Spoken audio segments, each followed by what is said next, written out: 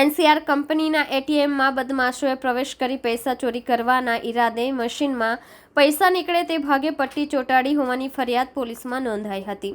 જો કે સીસીટીવીમાં કેદ થયેલા બંને આરોપીઓને પોલીસે ગણતરીના કલાકોમાં ઝડપી પાડી વધુ તપાસ હાથ ધરી છે.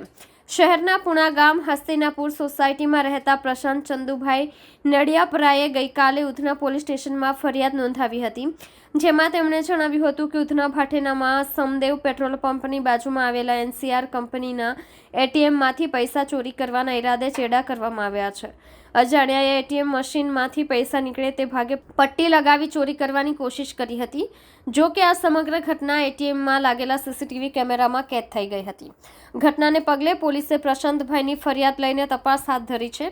બીજી તરફ સીસીટીવીમાં કેદ થયેલા સૂરજ રાજારામ કરુશ અને દીપુ સોલા નાયક જે બંને આરોપીઓને પોલીસે ગણતરીના કલાકોમાં ઝડપી પાડી વધુ તપાસ હાથ ધરી છે. ઉધના પોસ્ટે વિસ્તારમાં ભાટેનાના રામદેવનગર જે વિસ્તાર છે એમાં ઇન્ડસલેન્ડ બેંકનું એટીએમ છે. ત્યાંથી ઉધના ડિસ્ટાફના માણસો પેટ્રોલિંગ દરમિયાન ત્યાંથી બે શંકાસ્પદ ઇસમોને ઝડપી પાડેલ.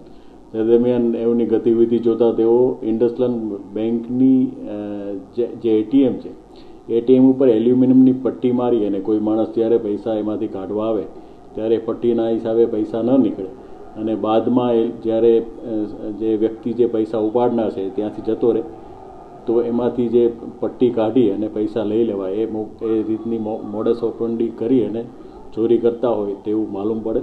જે સંબંધે બે ઈસમો છે સૂરજ કારુસ અને દીપુ નાયક એ બંનેની ધરપકડ કરવામાં આવેલી છે અને ઉધના પોસ્ટ વિસ્તારનો જે ગુનો દાખલ થયેલ છે તે ડિટેક્ટ કરવામાં આવેલ છે. હાલ એની પૂછપરછ ચાલુ છે. અત્યારે ઉધના પોસ્ટ સ્ટેશનનો ગુનો એક ડિટેક્ટ થયેલો છે. બાકી વધુ પૂછપરછ કરતા બાદમાં બીજા ગુનાઓ ખુલે એવી સંભાવનાઓ છે.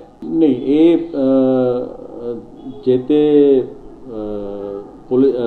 જે કોઈ ગ્રાહક છે બેંકના ગ્રાહકો એમના પૈસા જો અટકી જાય તો એ સામાન્ય રીતે બેંકમાં જાણ કરતા હોય છે. એ સંબંધે જાણ કરવાથી બેંકવાળાને માલુમ પડે કે આવા કોઈ બનાવ બને.